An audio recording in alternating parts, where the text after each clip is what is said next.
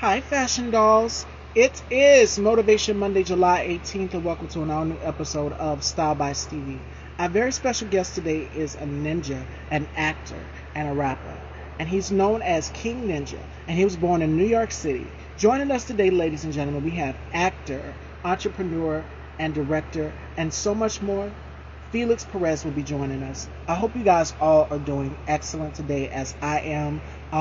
The last interview was last week, which would have been with Floyd Banks, which is up on the YouTube channel. So make sure you guys go and subscribe to Style by Stevie Daytime. Make sure you guys go and check that out. Paris Fashion Week is in full swing and in full effect. And today I decided to do this beautiful evening gown. So I had to represent. If you check out my stories, I went crazy over the weekend posting a bunch of fashions, like the Resort 23 collections and the ready to wear collections are out. So make sure you guys are checking out my stories for so much more. And without further ado, let's welcome our very special, incredibly handsome, talented special guest, Mr. Felix Perez. Hi, Chanel. Hi, Liz. Hi, Fashion Dolls. If you're just coming in, did you guys miss me? I took a break. I took a hiatus, and as you guys can see, I'm glowing from H to T. I feel amazing. Minus, well, give credits to my makeup artist, Melanie Nalamai Bridges, for making sure that we are right each and every day. So without further ado, let's welcome our very special guest, Mr. Felix Perez.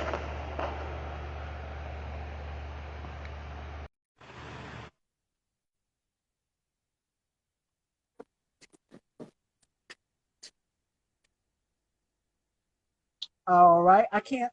There we are. There we are. Now I see you. How you doing? I'm excellent. How are you? Happy Monday. Thank you, thank you. Happy Monday to you as well. Thank you for having me on the show. I am doing You are, wonderful.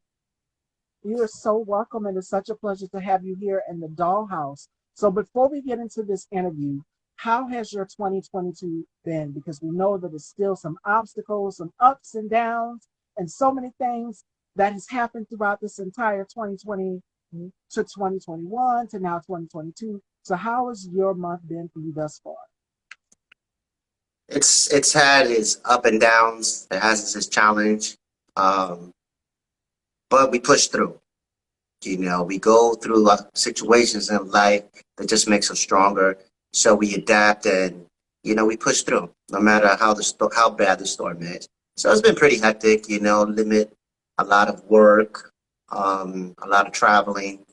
I got to pick and choose certain battles, certain projects, just to be safe, be cautious, not only for myself, but for, my fellow co-stars and actors and Yeah. co-workers. But we push through. We're here, thank God, and we just keep moving forward. So it's been, like I said, a little roller coaster, but we're there. Absolutely, absolutely. It's great that you're still here. I was reading some of your story, and I must say, I commend you. You are a survivor and you have a testimony. I was reading some of your story, and your story is powerful. So we'll start off from the beginning. Lightweight. So you grew up in New York City. I have family there. I have family near Brownsville and Brooklyn. So I'm familiar with it, the five boroughs. So tell us a So little bit about that. And you have eight siblings. Eight. That's a whole lot. my mom So was pretty tell us a busy. little bit about that. Those beginnings. Well, like I said, like you've mentioned, my life has its stories, it has its struggles. I was born in the Bronx from Puerto Rican mother. My father's Japanese. I never got to meet my father. Um, but situations in life happened where I was taken away from my mother and put in foster care. Gradually, about 5 years old, um, I got adopted with five other siblings. Three of them were old already, and they got separated from us when we was young, Yeah. which are my three older sisters. So I grew up in Far Rockaway, Queens, right off the A train line, on the beach, and we got adopted by Nicaraguans. But yeah, it didn't turn out as the Cinderella wonderful story that, everybody hopes for when you go through foster care and being adopted. They became very abusive to the point where I couldn't have friends. I couldn't go outside. We didn't have hand me down clothes. Um, growing up with three adopted brothers of their own, having eight of us in that household with one sister, my baby sister. So it's a house full of guys, and yeah, it was crazy. Nobody should have to go through those things that I went through as a kid with a type of family like that. So, gradually I turned around 12 years old, and they said they wanted a better lifestyle for me. The 90s are growing, the drug epidemic is going on, hip hop is on the rise, a gang is on the rise in New York. You hear a lot of shootings. I come from a town where it's project versus projects, and they're right in the same block, but because they're two separate projects and entities, one building could be Blood, one building could be Crip, and they're shooting after each other back and forth from the buildings. So it was a hectic era. So, I'm like, I'm only 12 years old. I'm like, yeah, let's go. So they take me to Nicaragua after going to Florida for vacation to Disney World. Yeah, they took me to Nicaragua, and we stood there about 3 days, shopping and seeing, the beautiful island of the country of Nicaragua. The good parts, because at this time it was war going on in Nicaragua that, you didn't see unless you're in that region.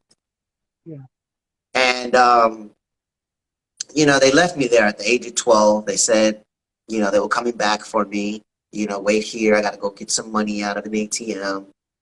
And that was the last time I ever saw them. And, I stood in that corner for about 3 days, crying, feeling all abandoned, alone.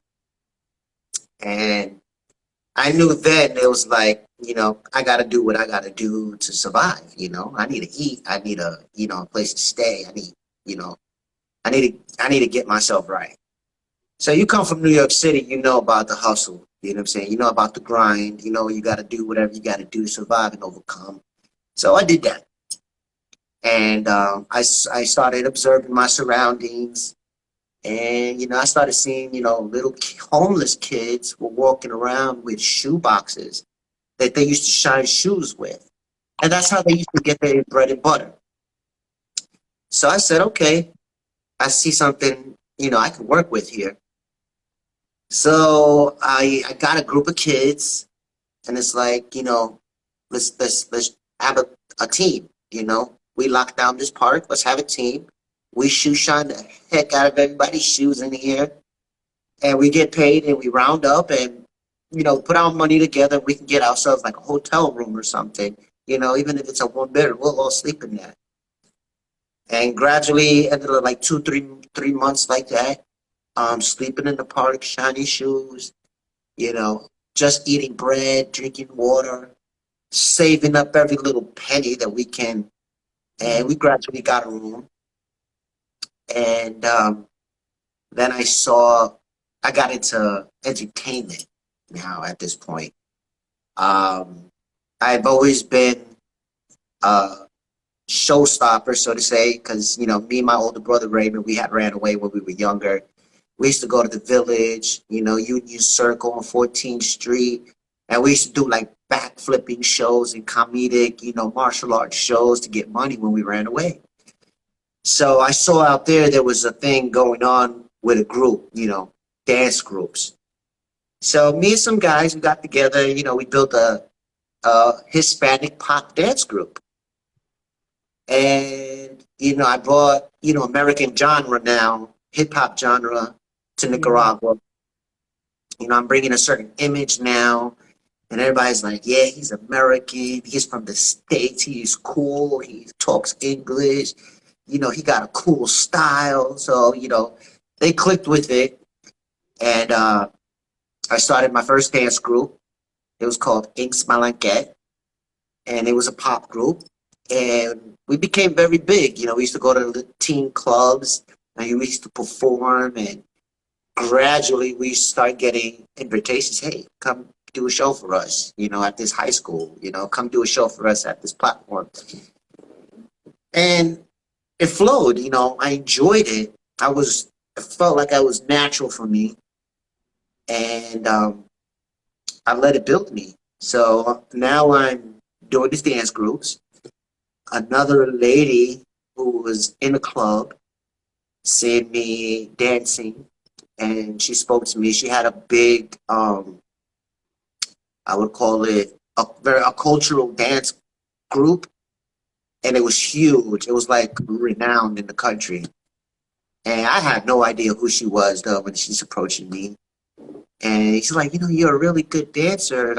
And I'm like, yeah. She's like, you from out here? I'm like, no. She's like, I want you to come to the dance studio. I want to talk some stuff with you. I'm like, yeah, sure. She gives me her cards. I'm like, yeah. I'll go take care of it. For now, I'm in a teen club. I'm chilling. I'm hanging out with some good friends. And I think this was where I felt the stardom of fame, so to say, when I knew I had that thing.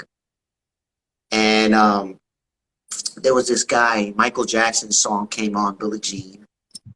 I'm like 13 years old now.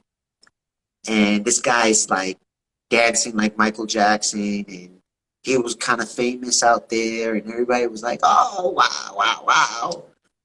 And I'm with my group, and I'm like, yo, I could dance way better than him, and, Michael Jackson. Like, I used to dance. Like, he was like, no, no, no. So, the bed came out, and I got myself on the dance floor, and it became like a competition, and I outmatched him.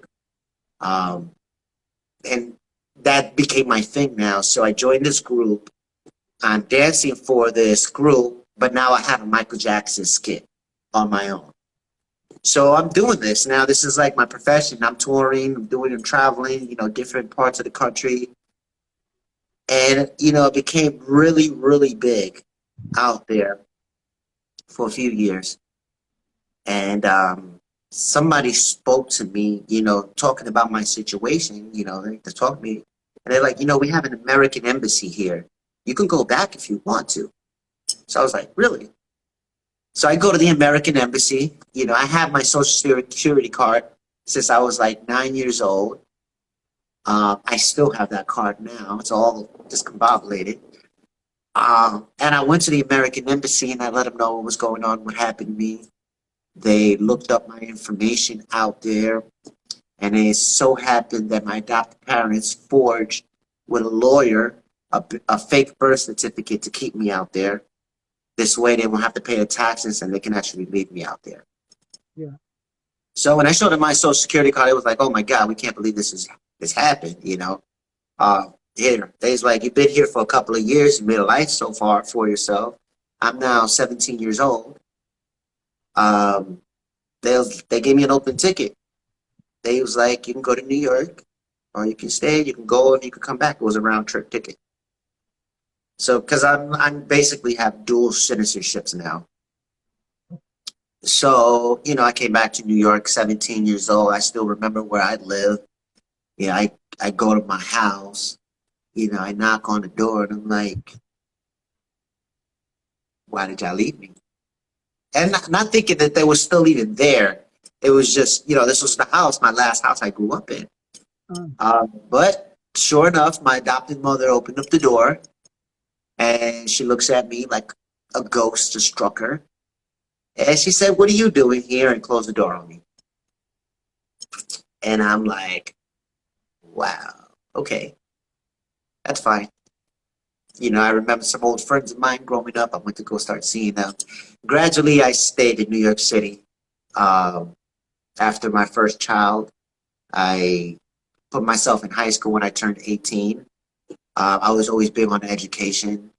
The first one out of my whole family to have a high school diploma and a college degree. And, I just wanted more. So 18 years old, put myself through high school. I'm in Beach Channel High School in Rockaway Park. I'm taking 10th, 11th, and 12th grade because I'm 18 already. So I'm trying to graduate, I don't have much time. They only leave you a certain limited of extra time before they say, okay, you got to go take your GED. We can't accept you in high school no more. Um, so I put myself through high school, and started working, met my high school sweetheart. We settled down really fast. Got married, had our first child, and gradually we stood together about 15, 16 years. We raised 4 beautiful kids. And it was mostly about 10 years ago now. I got my first acting gig. Somebody told me to come to Atlanta for. And it was like, you should become an actor. Like, you're so comedic. You got so many different personalities you could do. Because I could be silly. I could be serious. I used to like to imitate, like Jim Carrey and Martin Lawrence, Will Smith. And, these were comedians I grew up with. So I was like, oh, righty then. So I'm like, yeah, you should try it. So I'm like, nah, I don't think that's for me. I'm music. I like music. I like dancing. At this time, I'm producing my own album under my own label. My first album, The Revolution of Life. And so I'm like, okay, I'll go. I'll go for it. It was a Tyler Perry casting call, open casting call. So I came out and I was amazed, like hundreds of people, Yeah. at a Goodwill in Atlanta. And they were going from the inside of the Goodwill, coming all the way outside the Goodwill, around the parking lot. And it was just lines and lines. I have no idea what I'm getting into. I'm seeing people with all these papers in their hands. So they got headshots, they got resumes, they got prints. I have no idea nothing about this stuff. It's just me. I come here in a t-shirt. Actually, I came here in like I believe it was a gray tank top and a gray pair of jeans with some gray sneak Jordans. And I just threw myself. It was hot. It was like 95 degrees that day. So I was like, man, let me just go. I ain't even trying to get all serious about this. So there's this guy, and he's walking back and forth. And he sees me.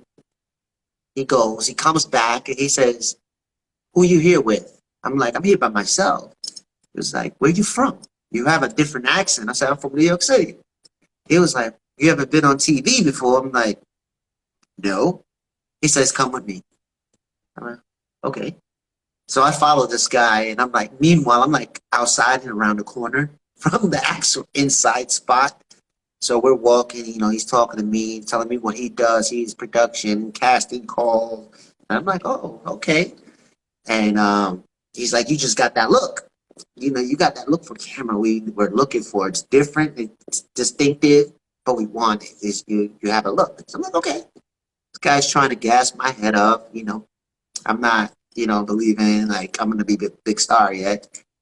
So he tells me, have you ever been in the Have Nots?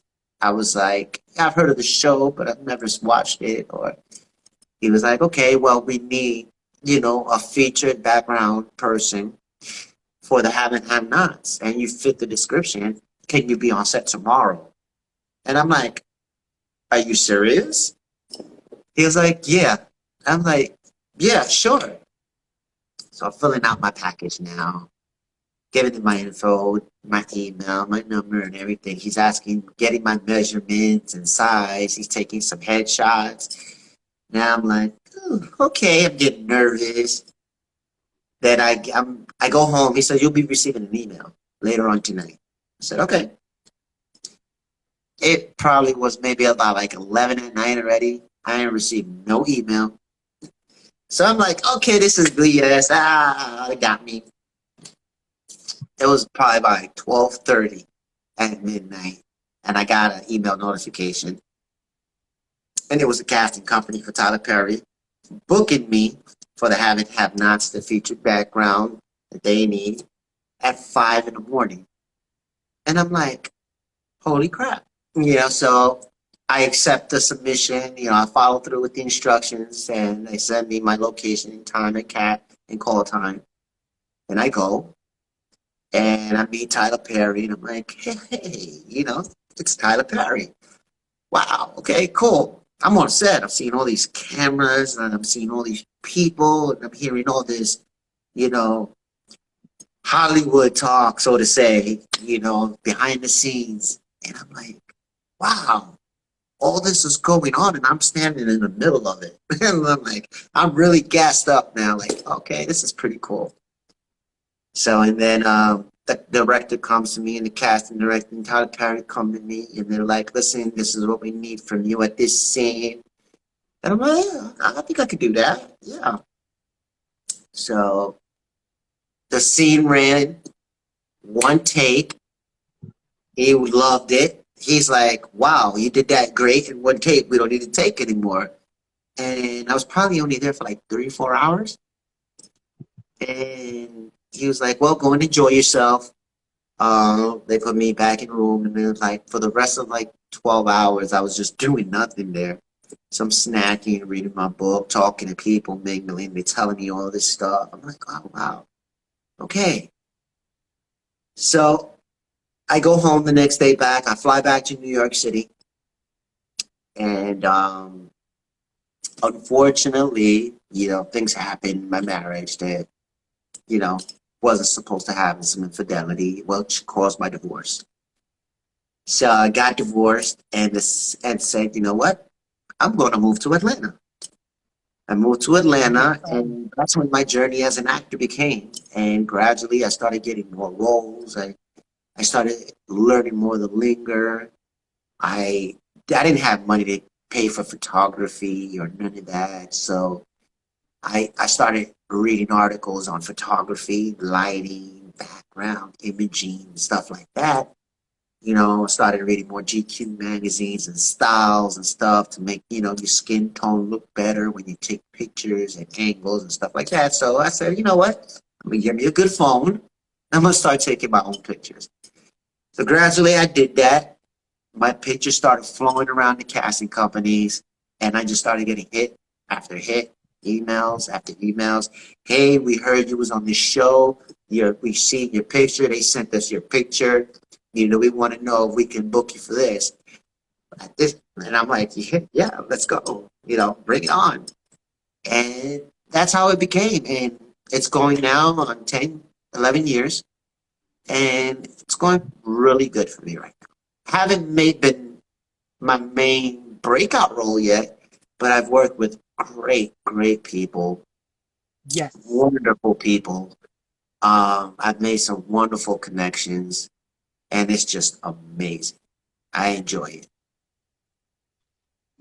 You have, which was what I was going to go to, because you have a very exquisite catalog of work. Let's go through here. You did Paradise City. You did Revisiting the Heart. You did Revisiting the Heart, The Haves and the Have-Nots, of course, alongside Tyler Perry. You did The 1517 to Paris. You did Den of Thieves, When Love Kills, the Felicia Blakely story, which stars Lance Gross, who also Correct. worked alongside Tyler Perry, and we know Yep. her as Natalia or Lil Mama. She did Left Eye, the Crazy Sexy Cool story. You did Logan Lucky, Spider-Man Homecoming, which won a total of 7 awards with Tom Holland, Gwyneth Paltrow, Marissa Tomei. You did The Quad, which was on BET with Anika Noni Rose from Yes. Dreamgirls, and she did the voice of Princess Tiana, the Princess and the Frog. So you worked alongside some big, big, big, big names. So out of all Yes. of the list of work that I just named, which piece stands true to you? And we're going to get to some questions from the audience because I know you guys have questions as well.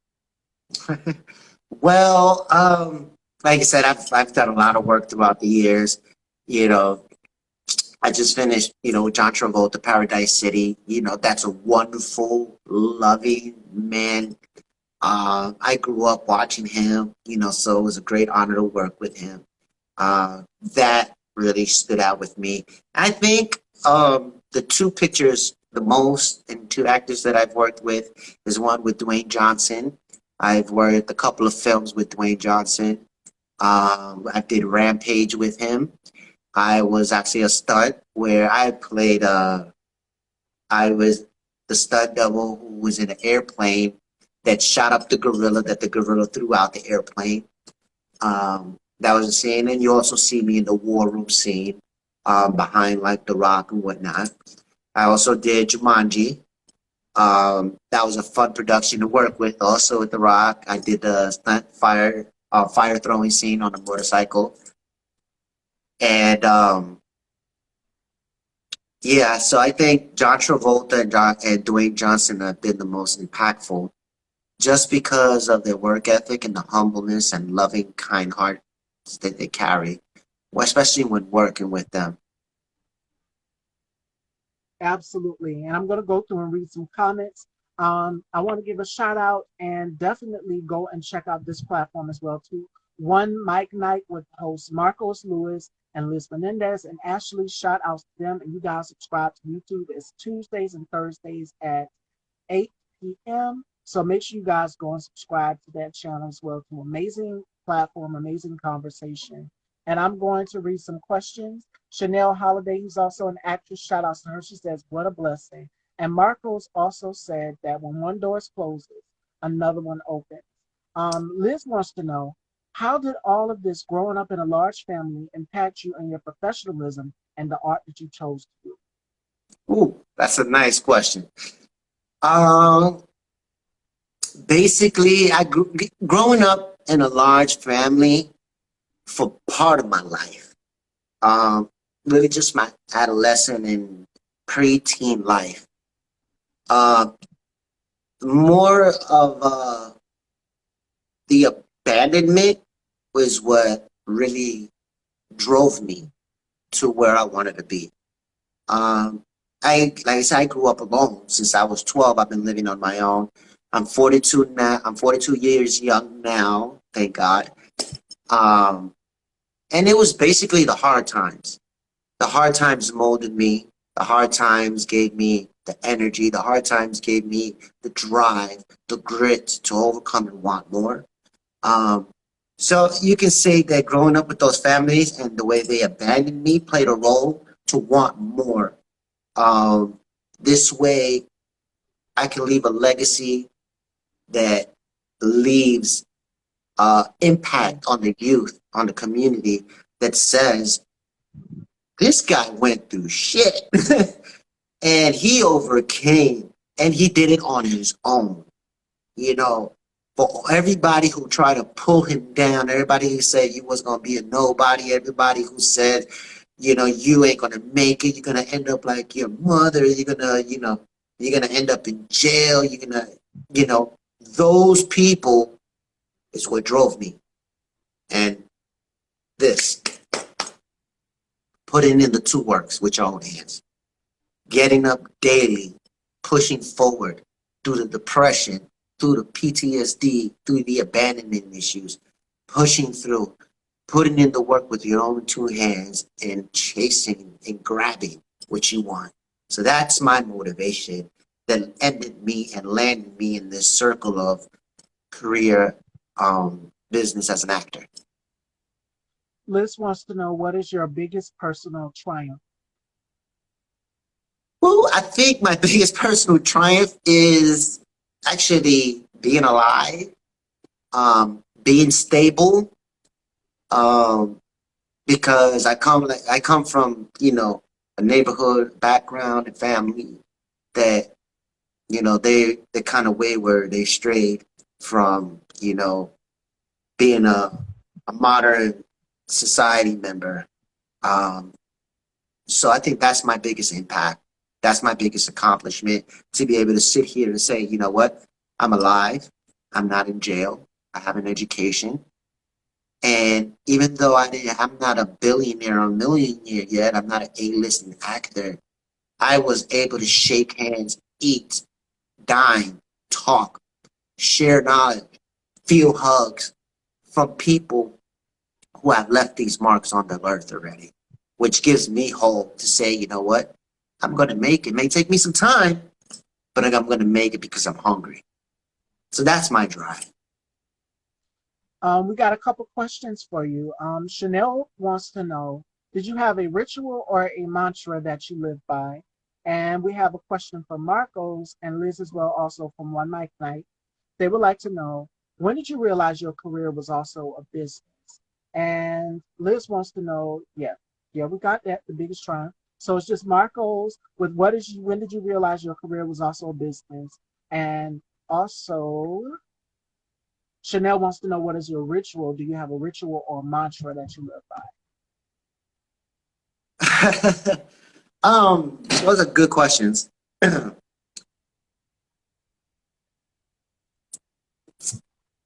After becoming an actor, I think one the biggest influencer, I mean, as many can see on my profile, is Dwayne Johnson because of what he went through. And so happened coincided then that the changes he went through, we kind of like went through it at the same time. When he lost his hair, I lost my hair. When he was, becoming an actor, I started doing, got more into the industry and whatnot. And so he's been always my biggest influencer. So I kind of live through the mantra of blood, sweat, and respect. You put in, the blood, you put in the hard work, you put in the blood, you put in the sweat. This was when you're going to gain your respect.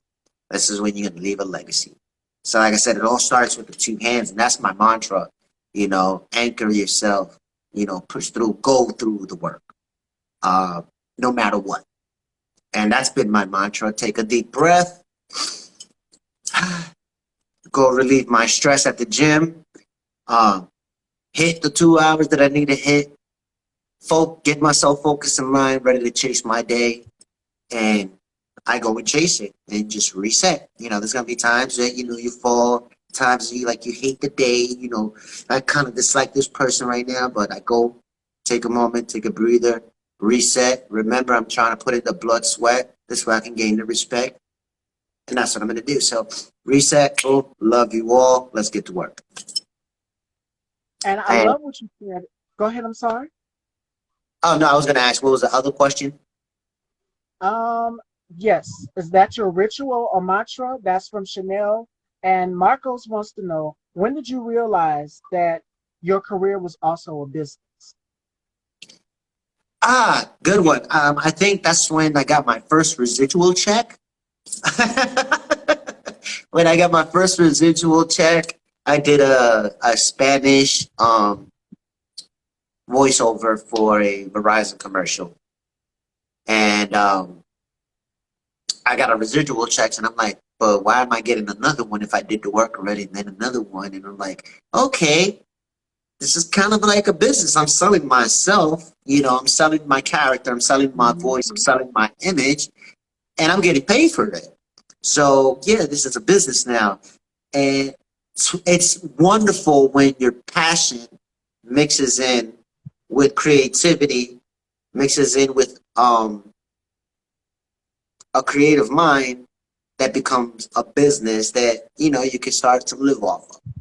And at the same time, it's like, it's not work anymore. It's my business. It's not work because I have fun what I do. Most people say, you got to get a job that you love doing. And if you love doing what you do, then it's not a job. So I love acting. So when I wake up and I'm going to be on set 12, 15 hours, it's not my job. This is my business. I got to come in here right. I got to look right. I got to smell right. I got to smile right. I got to give the right look. I got to give that right hint, whatever it takes. I got to give the right because I'm selling myself and my business. And my business is, hey, Felix Perez, the actor, the martial artist, the stunt guy. That's my business. And that's when I found out, when I got my first residual check. Marcos wants to know, what advice do you give to all the young men of color who are trying to get into the business of acting? I would say it's a big world, it's a big competition. Find your originality. Find what stands out in yourself and bring it out of you. Sell it. Build on it. Learn who you are. My Shidoshi from Japan, that grew up studying martial arts and the art of ninjutsu my whole life. He said, life is a moving river. What's here today is gone tomorrow. You always have to give you're 100% that day. Because what you have that day can be gone tomorrow. But if you gave your all that day, it leaves an impact for somebody in the tomorrow to see that in the past that will help you in the future.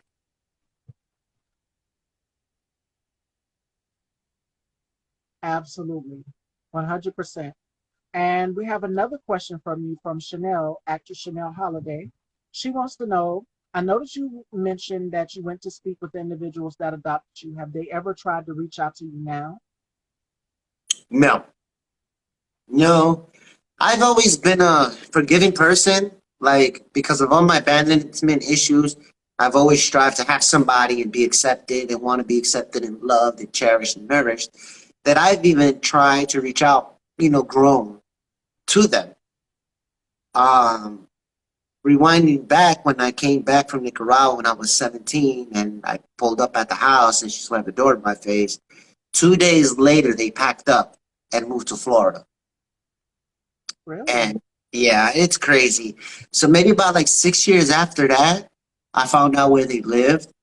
And, they knew I was acting and all this stuff now. They didn't believe me. Um, but it was like, okay, I'm going to go. My younger brother lived close by. So I went to visit my younger brother in Florida.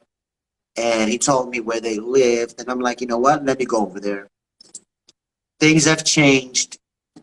I want to move on with my life. I want my kids to have a grandmother and a grandfather. So I said, you know what, let me go. Go visit them. And once again, I left myself open for the hurt. So I knock on the door, and once again, nobody's answering, but I know they're home. But at the same time, now I see, Florida police are pulling up. So the Florida police are pulling up, and apparently they knew I was on my way over there. And they called the cops saying that I'd been there a couple of days harassing them. So meanwhile, I just got there that day. So the cops come and, they're like, hey, you such and such coming over here, you have anything on you? I'm like, what's going on, It's like, oh, we putting you on arrest for harassment. I'm like, harassing who? I just got here. And so they put me in the car, and I'm like, are you kidding me? I look towards the window, and she's there peeking out through the window and close back to the window. I'm like, wow, unbelievable. So, they put me in the back of the patrol, and, as we driving down, I told the cops, it's like, you know what, I just got here a couple of hours ago. This lady saying I've been harassing her for days. No, and I let them know the story, what was going on. And luckily for me, I had my plane ticket on me. So I was like, yeah, I have my plane ticket in my jacket if you want to pull it. So he pulled the plane and he seen it. He was like, well, holy damn. So they let me go. They up the road and it was like, wow, this is unbelievable. We're so sorry, blah, blah, blah. And I'm like, hey, you know what? It's all right. So ever since then, I never reached out again. I accepted, it's not going to happen. I told my kids, we tried. You can only try so much before. So, yeah, they've never reached out ever again. I've never ever heard of them ever again. It's been over 20-something years already.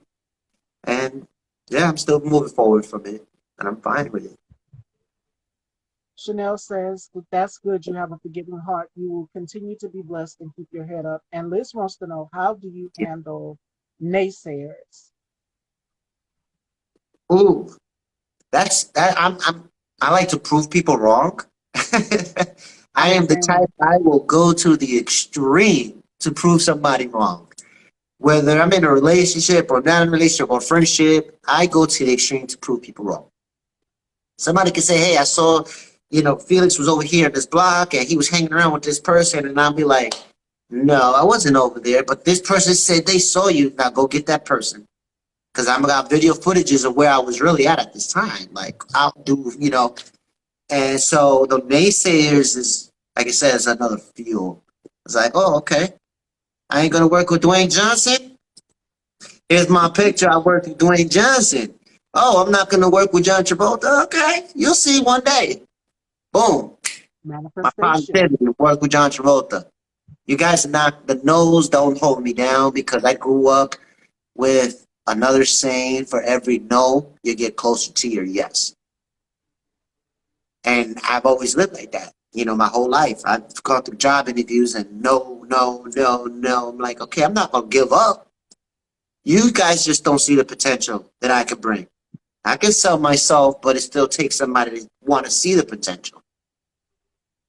And that's what I lived through, So the naysayers, they fuel me. I'm like, no, you sure? You no? Okay. Oh, I'm going to work hard to get it done. Like I told you.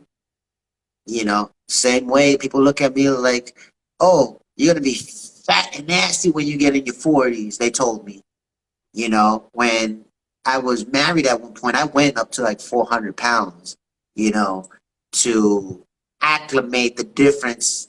My ex-wife gained a lot of weight because she won't feel inferior and whatnot because she had a hard time even, wanting to work back out like I did. So I let myself go.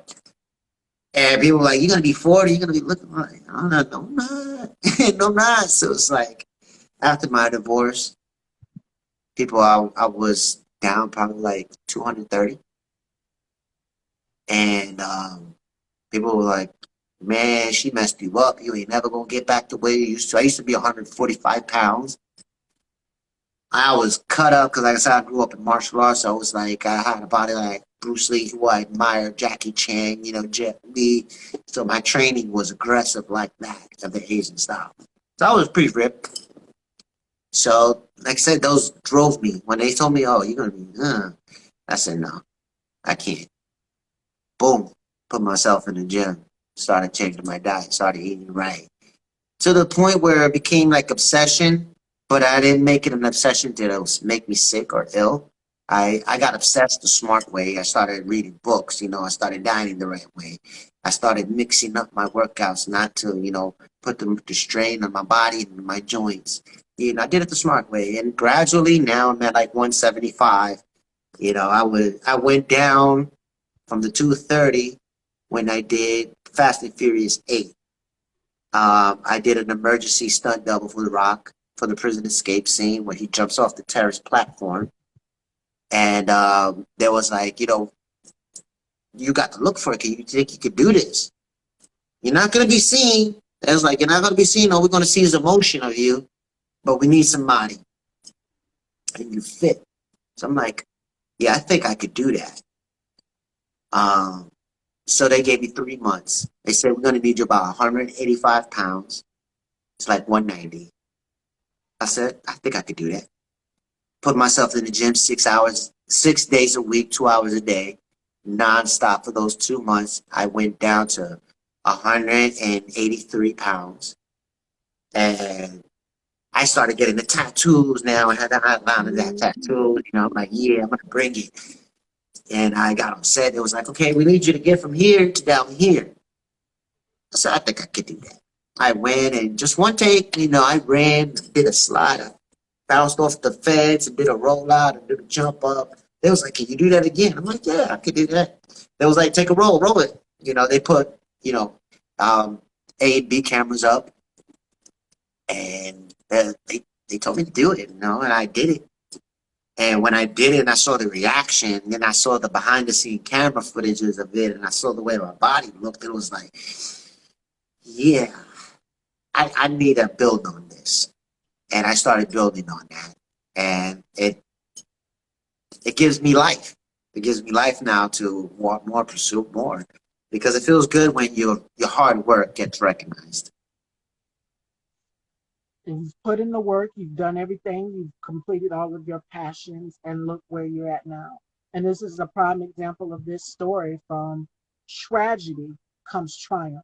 And I believe that everybody has a powerful testimony. So I didn't want to say it. That's why I said, your story is your story to tell. And that's why I've created this platform so that everybody coming on can tell their story. It's not my place to tell someone's story. So I Right. give them the place to.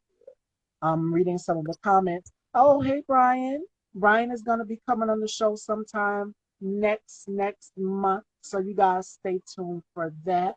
You've seen him on Power, Ghost Power.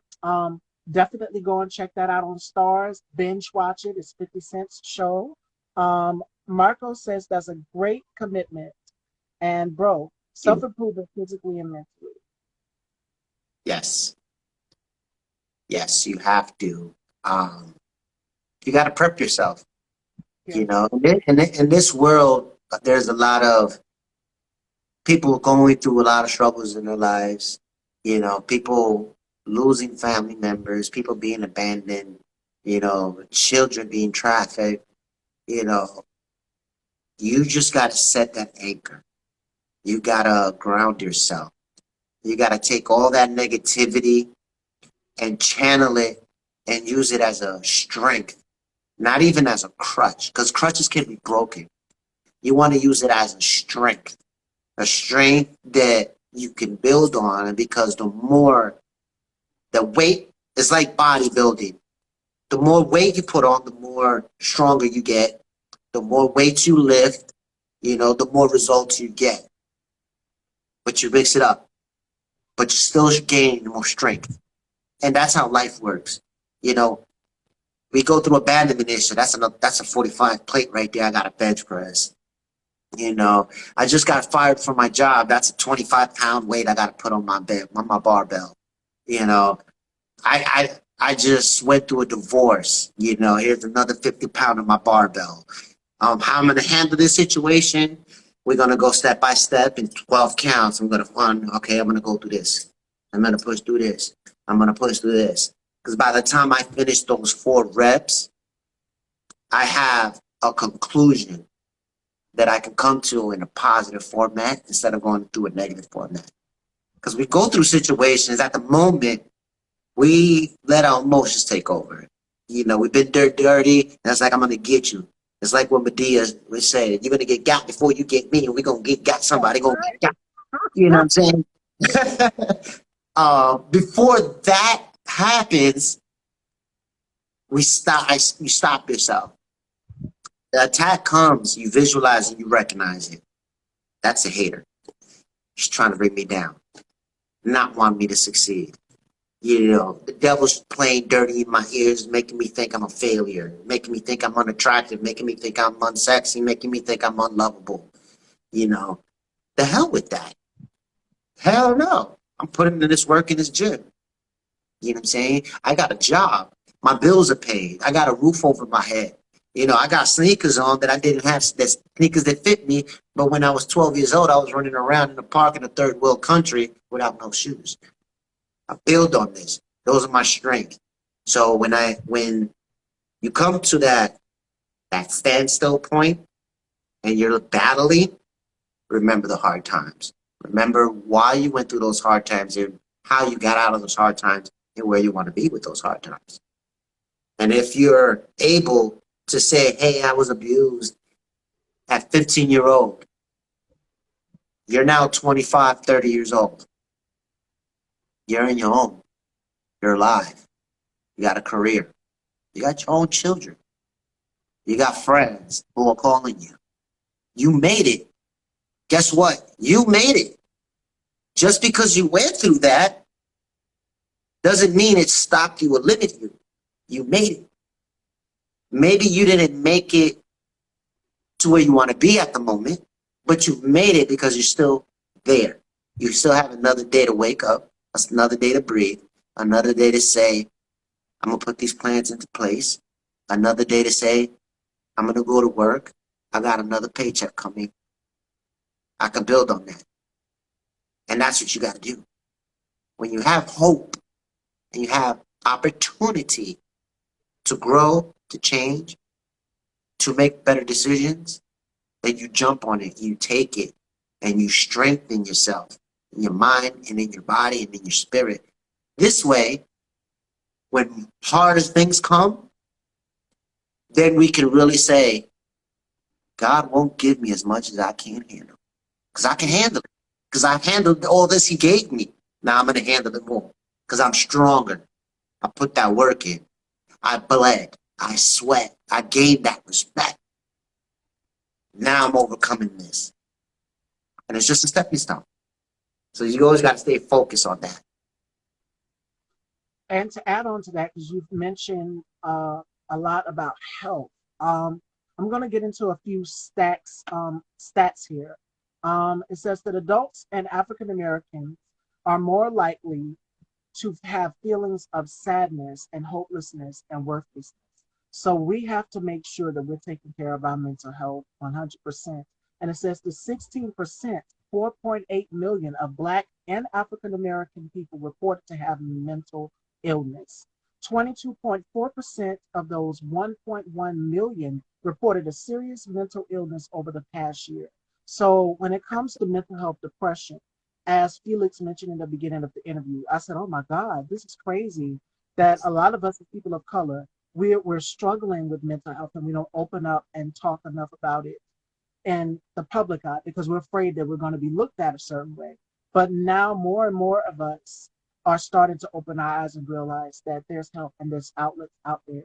And fitness can be an outlet. Changing your life for the better is an outlet. And Chanel, they are on a high after what you just said, Felix. They said, come on, that's a whole sermon you just preached. I'm just saying. Liz says, inspiring.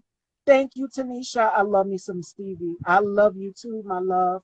And we have a question for you from Liz. Can you share a moment that made you question life and what pulled you from the end? And that's from Liz.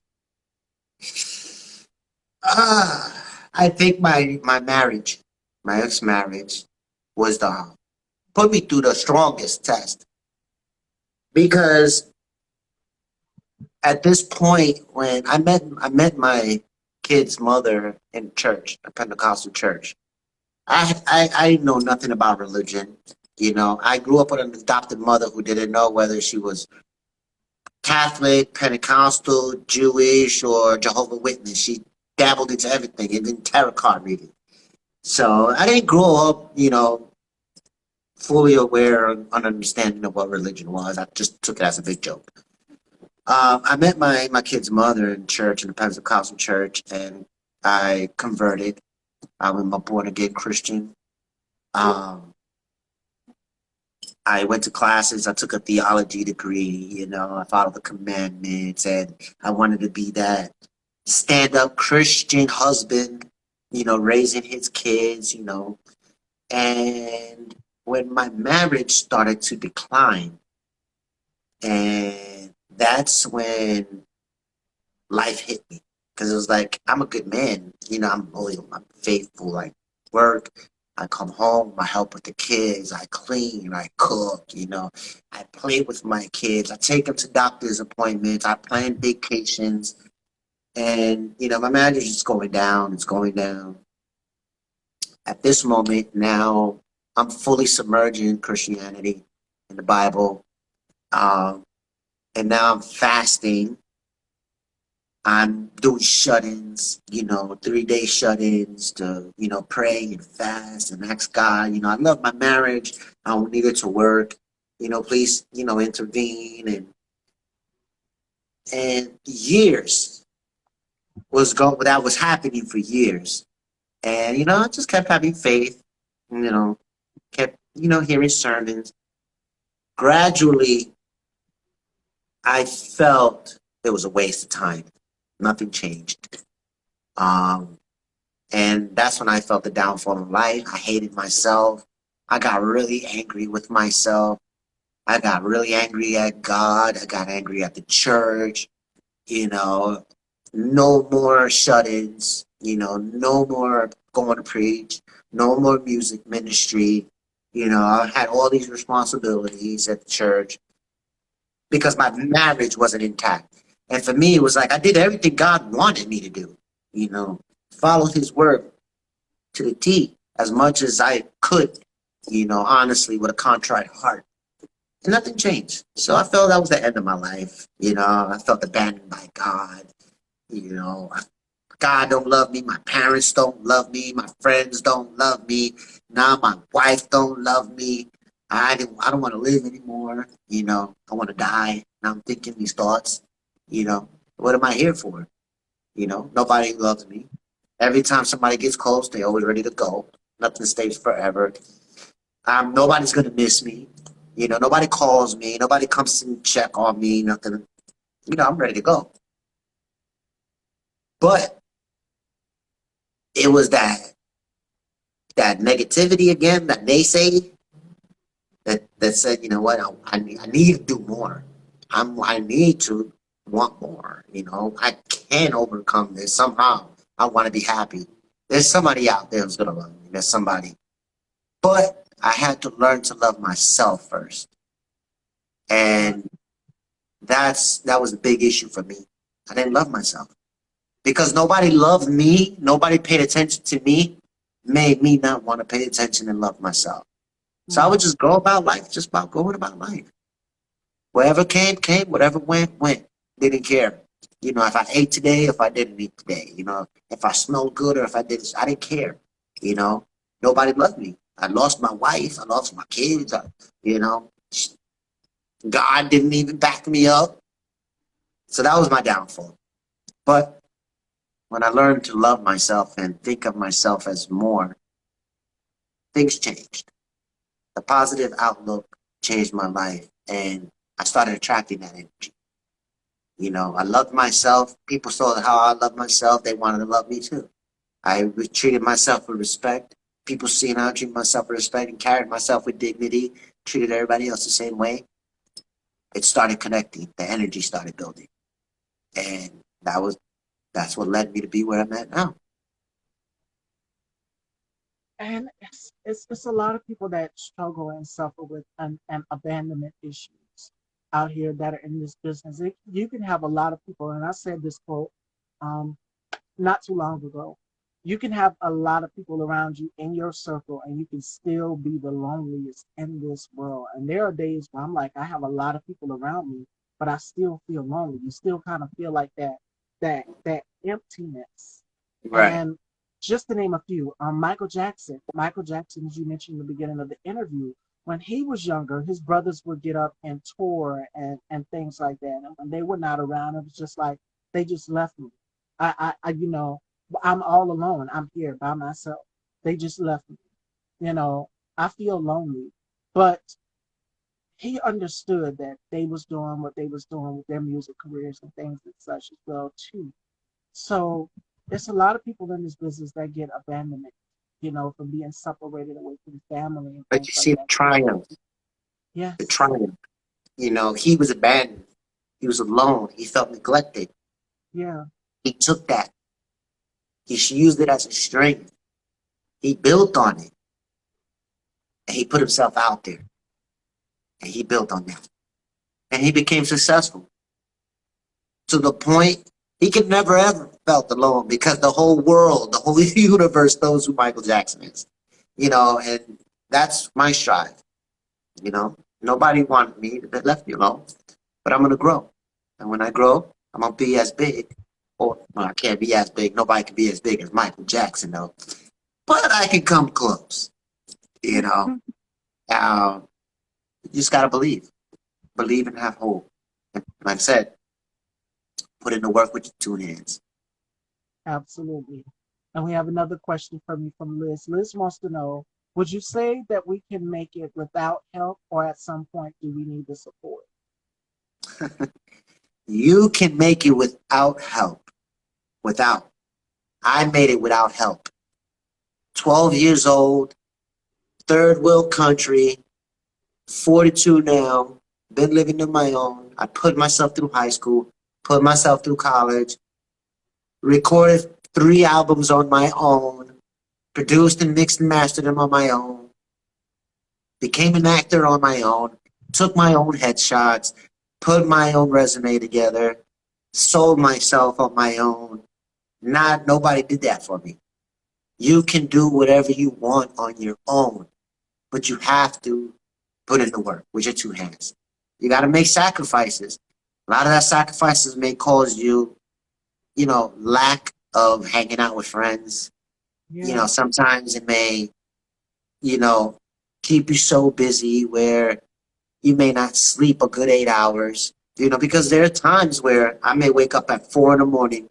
I go to the gym at 5 in the morning, be at work at 7 in the morning, get off at work at 3, then drive probably like 3, 4 hours, go on set, you know, probably like 8, 9 in the morning, and 8, 9 at night to be off at 4 in the morning. to drive back, to be back at work and do it all over again without sleep.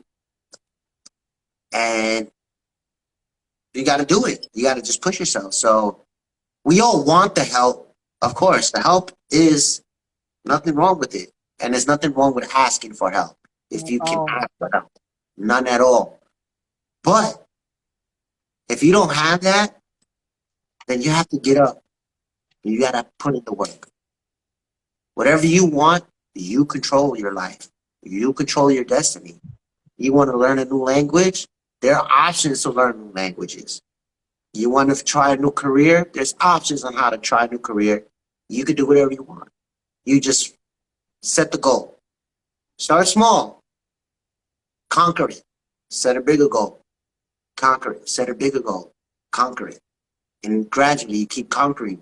When you realize, you're like, you know what, 20 years done went by and I did this. I ain't nobody helped me with this. Yeah, you feel proud, you feel accomplished, you feel successful, you feel, you're worthy now. And nothing's gonna stop you. So you can put in the work by yourself with no help. But not saying that there's nothing wrong with getting the help if you can ask for the help. And we have another question from you from Chanel. She wants to know, did you think that your journey of abandonment helped shape you in your life and career?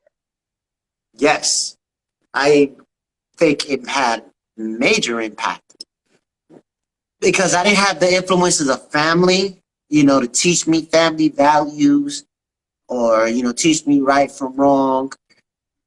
I was kind of like that cable guy story from Jim Carrey where television raised him. Mm-hmm. Television raised me. Family matters, the facts of life, family ties, different strokes, the Jeffersons. These were like all TV shows that kind of like raised me.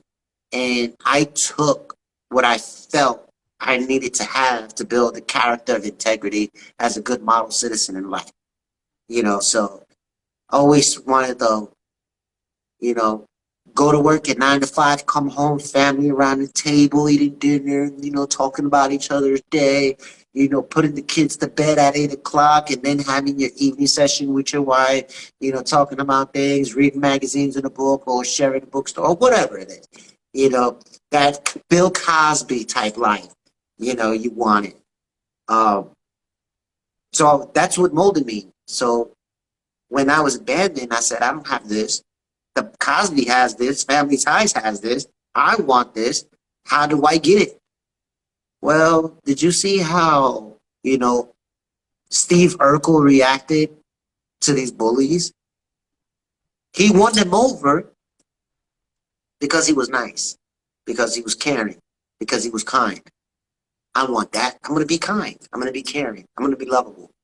Yeah, I may be a geek, but I'm going to be that. That's what I want. I want people to remember me as a nice guy. I want people to remember me as a kind guy. And that's what I took when I was in high school, there was people who used to get bullied. I would go and help them. I would protect them, And I was the type, I was very popular in high school, but I was always with the geeks, with the bullied, the unpopular, because I didn't believe in that. I didn't like bullies. I didn't believe in that. I didn't believe anybody should be treated less than a human. And if it took me to become your friend and let you know, hey, you're worth more, don't pay them no attention, then I'm going to do that. And because I did that, that builds integrity and character on me.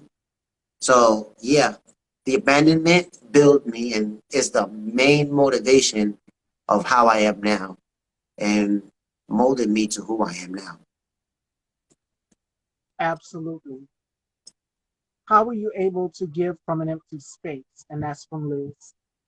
I'm sorry, repeat that one? Liz wants to know, how were you able to give from an empty space? Ooh. I think, well, no, I'm not going to say I think. In my opinion, when you're in an empty space, you felt that emptiness, you felt that rejection, You don't want to bring that to anybody else. So you remember those, how you felt, and you change it. I don't want him to feel that. You know, I remember when I was homeless in the street and I was begging for, quarters, people would just walk by me like nothing. So when I walk by a homeless person, they may ask me, I'll give them that money because I remember how I felt when I was there. So when when I don't have, giving from an empty space, even if I may at times feel empty, sometimes I may feel alone, I always feel it's kind of like my responsibility to make sure if I walk to somebody else or walking past somebody else or come encounter with somebody else, they're feeling like that, I will do whatever it takes for them not to feel that way. Even if I don't take my own advice at the time, you know, I don't want them to go through it because I know what I'm going through. So giving from an empty space is my back against the wall. And that's when I perform my greatest, when my back is against the wall. When I'm down and out, when the fingers are pointed at me, I push through. When people are, feeling down, they're in a dark space. You are right. You're going to be there. You're going to be good. Here, let me help you. This is what I can do. It's not much, but it's a start. Because I've been there. I've been in that empty space. I've been in that black hole. So it's my responsibility to share my experience by being different. What is one thing that you hold on to from your past life, and how do you use it now? And that comes from Liz. Ooh. Oh, that's a good question. I really don't hold on to the past. Um, I follow more now the Buddhist way. Um, so I live for the present and the future. Mhm. Um, I think it's the discipline that I hold. The discipline to want more, the discipline to be better that I hold. And that was a discipline I installed in myself since young after my abandonment.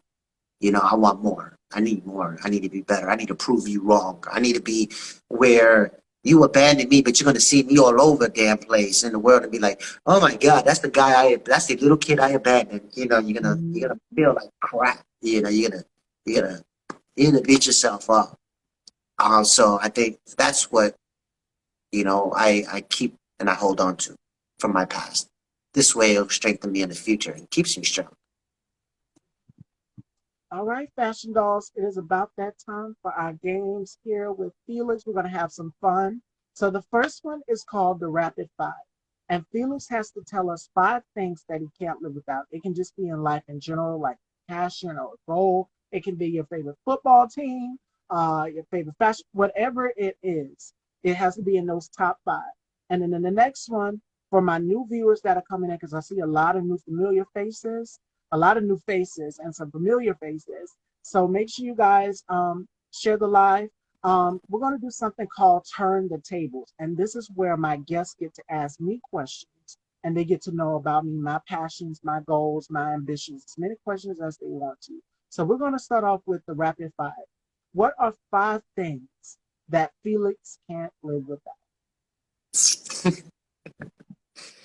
Uh, Five things I can't live without is music, food.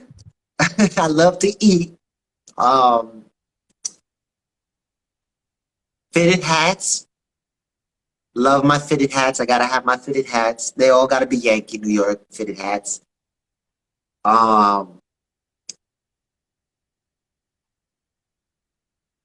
Martial arts. I can't live without my martial arts. I practice it daily.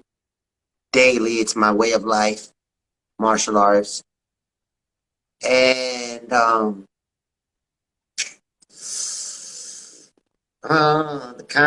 last one is kind of like if I'm in a relationship, I can't live without one. You got it. You got it. Yeah. Okay. Ladies and gentlemen, Blue Harmony, beautiful singer and songwriter. And me and my co host Johnny, we had the pleasure of sitting down with her and doing this interview, and definitely go and check it out. That one is one for the books. So make sure you guys go and follow her. And make sure you guys are following each other in the comments as well too. So do like a little follow chain. Add each other in the comments, follow each other, network, and keep it going. All right, so it is time to turn those tables, fashion dolls. And this is where my guests get to ask me questions as well. And for my new viewers out here, my new viewers, my new guests, you get to know about me also.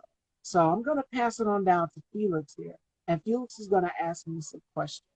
Take it away. Okay. So my question is, when did you find out that interviewing is your thing? Like television, talk show hosting. When did you realize that was your thing? Um, I would have to say very young, because you know how we always say we want to be a doctor, we want to be a nurse. For me, it would have been 8 years old, because I remember I used to line up all of the hair relaxer boxes. The women in my family would relax the hair and stuff like that. And I said, one of these days, I'm gonna be one of those girls on those boxes, and I'm gonna host a talk show. And I pretend like I have an audience, and I grab the little thing that you crush the medicine up with, and pretend like it was a microphone. So that's when I discovered that I always wanted to have a talk show, because I wanted to socialize with people and get to know people, different walks of life, and just experiment and have people get to know me as well too, and just great conversation. So I would have to say at 8 years old is when I discovered that I had that gift. Yeah. Nice. Very good. Very good. Very good. My next question for you. How old were you started and with who was your first big interview with? Well, I started in 2017. I started very young. I'm 28 now. For those of you who don't know, I'm curious to know how old I am. I'm 28 years old. So I started off like right after high school. I would have to say in my 20s, 21, 22 years old. And my first big interview, the biggest interview that I've done, would have had to be with none other than Vanessa Williams. Fast forward, and that was a dream come true, because I started off interviewing people that are like close friends of mine, that are up and coming independent artists, actors, and things and such. They needed a platform where they could promote their music, and I gave them just that. I said, okay, I'm a music lover, and the people that follow me love music, they love fashion, they love all of these things. So why not create a platform where they can have it, and it can all be jumbled up in one, and they can enjoy all of these things as well. So the first big interview would have had to been back in 2021, and that would have been with Vanessa Williams. Nice. Very nice. She's a good person. I met her in New York City. Wonderful person, especially her cologne, her perfume line. Very good perfume line she has going. All right. That's very nice. Interesting. Next question.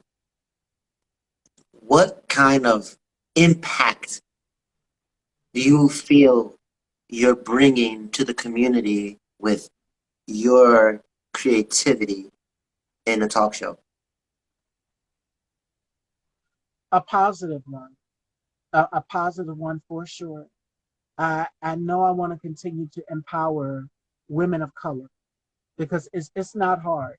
I mean, it's very hard in this industry, being black and then being a woman. And I've overcome so many obstacles from people telling me, for you being, the color that you are, you will never make it.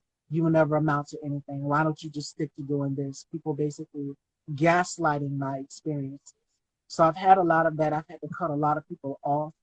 Um, Racism, I've experienced it all. Racism, colorism, and so much more, and so much more, and more to come, which is not a good thing.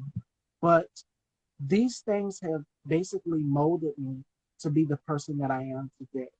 And I say that because I've gotten stronger. In this business, you have to have a thick skin, and you cannot allow people to push you over and take advantage of you. So, to young girls out there watching, young black girls mainly, I want to say this: you're beautiful. We'll get in the industry, especially for me, because you guys see my entire Instagram is flooded with you. Yes, the pretty women, the pictures, myself, I'm a pretty woman.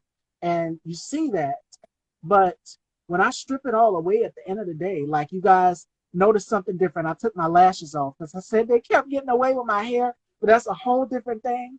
I want people to see that you don't have to go by what society sees as what beautiful is, or what the norms of what looking like a so-called beauty queen or actress is. And when I did my interview with Vanessa, that's one point that she made. She said, if you're interested, if you're going to participate, because she was Miss America, Mm-hmm. and she said, if you're interested in going into these type of competitions, being judged on your beauty, you have to have a thick skin for it.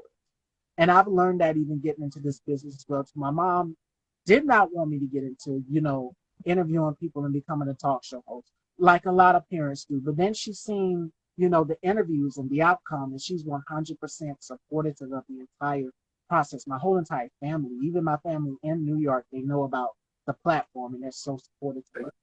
But to young Black girls out there, you're beautiful. Embrace the skin that you're in. And for one, no, there's going to be another yes, because I've had doors closed in my face because of skin color and my womanhood, being a woman. We know that misogyny and patriarchy is definitely a thing.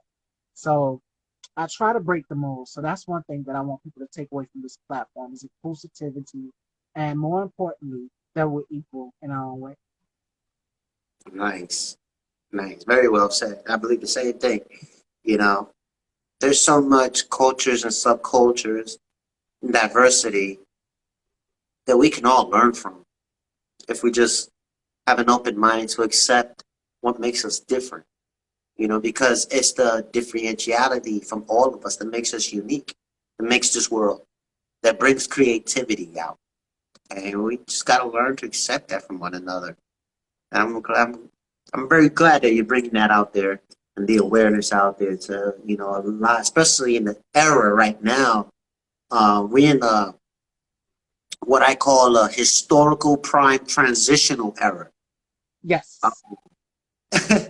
What a lot of stuff was taught in schools growing up and in these communities, the truth now, books that were taken out are coming back now, or are being brought back to awareness now. And, people are starting to see how the real history turned out, from the fraudulent illusion, that was brought out, and I see that so much right now. Like I said, I read books, so I go to bookstores, Me too. I'm a and, bookworm. and Yeah. now I can see a broad, you know, variety, even a whole section, of African American literature, African American history, Hispanic history, Hispanic cultural histories, um, and it's shocking, and it amazes me, but at the same time, it brings proudness to me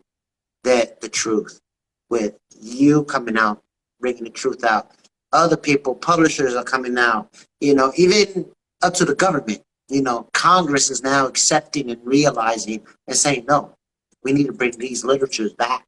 People need to be educated. The truth needs to be told now. People are not afraid of the truth. America was built on, people can't handle the truth. Let's minimize the situation. Let's not create a panic. Everything's under control. Meanwhile, yeah, the sky's falling, but everything's under control. You know, we're so used to that. So when you bring a platform like this out, it brings awareness, and it's good. Because there's things I didn't even know. Like people always, for instance, say cowboys. They're like, yeah, cowboy. The guy with the hat with the straw in his mouth, and, the white young fellow going over there and get the reds milking his, you know what I'm saying? But it wasn't like that. History wanted to be that way. But if we really look at what history was really like, the real cowboys were the African Americans. They were the cowboys. And I was shocked. So when you seen all these actors started coming out, like, um, John Wayne, um, Clint Eastwood. You know, these characters took actual stories from Black African folk stories, turned them into movies, and they put the American figure in front that Americans used to see. So when you come out, you open the eyes. These books come out. It's an epiphany, an awakening, and it's like, how much more are we blinded to? So when you start realizing you was blinded to the truth, you want to seek knowledge now. So you go out there. Now you're seeking knowledge. Now you're building. Now this is where we're building our community. We're strengthening our community. Our community. We're educating them now by doing these things because we're giving them the want and the education to say, hey, you thought it was kind of like this, but maybe you should take a look at this. Mm-hmm. That kind of makes sense now. Okay, let me go read about that. Let me go see about that. And we get it right. And I'm proud of you for doing what you do for that. You're bringing the awareness, you're bringing that opening of the mind to broaden our horizons and see the truth. And for the world can accept it. It's time for the world to accept. We're not going anywhere. We built America. We built our world. With our 2 hands. How many Chinese build the railroads? How many Mexicans build the borders, build highways? How many African Americans work the plantations, build your cottons for you to get clothes? How many African Americans, made better the computer, made, better cooking, both different flavors, different herbs, different seeds, different plants, we make things better. And it's not that we and ourselves are saying, the African or minority community or the colored community, but we do bring the diversity. Yes. And when we bring diversity, it brings awareness and a mind and an open mind to want to learn more about it.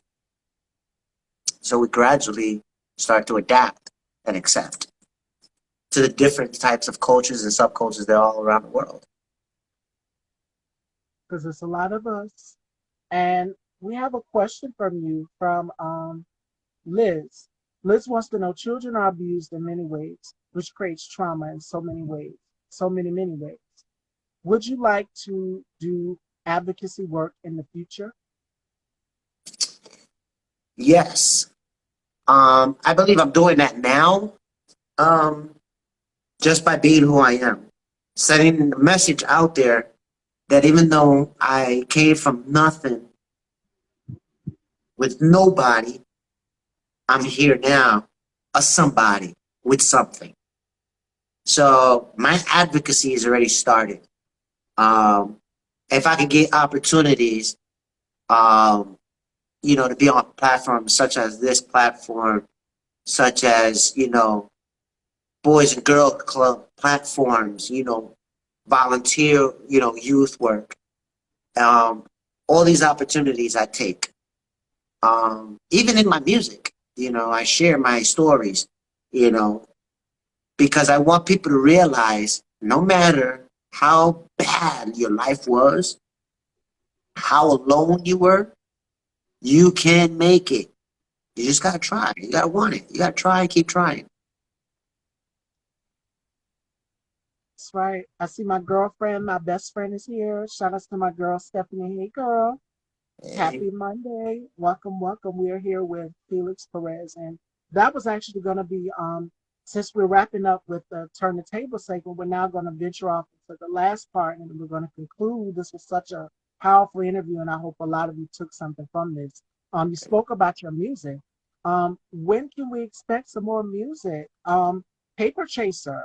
We talked about your other projects and acting wise. So musically, what can we expect from you? What can we expect from Felix Perez in the future?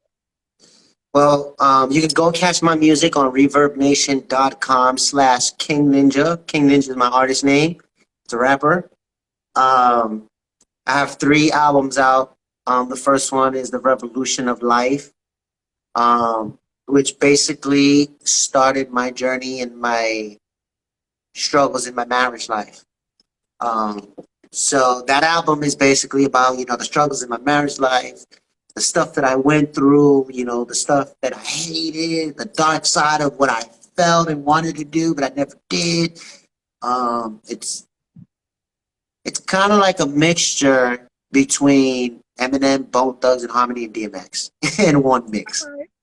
My music is very versatile. I never keep the same flow. I never keep the same rhyming type style. I'm not a metaphoric rapper.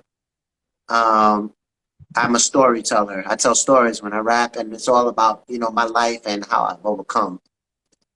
So yeah, the first one is The Revolution of Life that tells with that. The second one was Paper Chaser, where it's basically, I went through my divorce, I lost everything. Now I'm back on the bandwagon of working hard and chasing that paper and getting back to where I need to be, relearning myself, re-loving myself. And that's what that album's about. And then you have Kings on the Throne that's coming out. It's a very powerful album.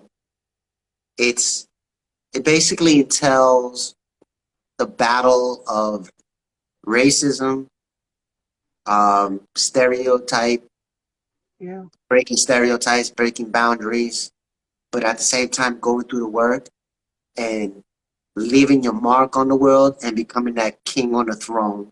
Because we're all going to be kings on our own throne, kings, queens on our throne, because we go through the work and we battle and to become that. So when you overcome something, you became a king. When a king goes into war, he goes in with a plan, and if he wins that war, what happens? The flag is raised in that country. There's another throne there. That king is on the throne now there. So this is what the album is about, is me overcoming. I overcame. I've accomplished. Now I'm riding my wave. So that's what that album is coming out in the wintertime. It's going to come out on Reverb Nation also. And there's going to be 3 videos coming out for it also, where y'all can go check out. Actually, my new single dropped not that long ago. It's a dance song. And it's basically a song. It's about basically everybody dancing through the pandemic issue. I'm in the process of now putting together the music video for it. And it's just basically, it's one of those songs that you hear and it's like, you just want to dance. Let's forget everything. Let's just dance. Let's dance all night, girl. That's how the song is. I want to dance all night with you. And, forget everything. Just get back to dancing. We forgot our roots. We used to dance our problems away. We used to blast our music at home and we used to do our mopping. We're doing our sweeping. We're doing our dancing, getting it. So we lost that. So the song is about that. Let's forget the problems. Let's just dance all night. Let's dance our problems all night. So you can go check that down at reverbnation.com/King Ninja. Album dropping in the winter 2022. All right. And we've got one more question from you from Liz. Liz wants you to define these 4 words and tell us what it makes you feel. Steps, doors, water, and wind. Steps, door, water, and wind. Well, I'm going to try to put it to you as this. You got to take the steps in order to go through the door. And when you go through those hard times and you feel drained and dehydrated, you better drink a cup of water, take a deep breath, and follow on to the next step.